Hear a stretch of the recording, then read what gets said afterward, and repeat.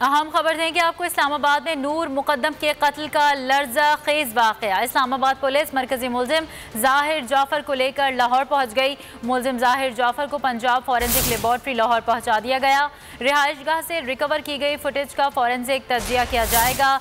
मुलजिम का forensic laboratory में पॉलीग्राफिक टेस्ट भी किया जाएगा। इस्लामाबाद से आपको आगाह कर रहे हैं जहां पर नूर मुकद्दम के कत्ल का लर्जा खेज वाक़या पेश आया। केस के मजीद अपडेट आपको बताएं तो इस्लामाबाद पुलिस मरकजी मुलजिम जाहिर जाफर को लेकर लाहौर पहुंच गई है। तफसीलात बताएंगे नुमाइंदा बोल न्यूज़ जाबिर वकास हमारे साथ मौजूद हैं। जी जाबिर।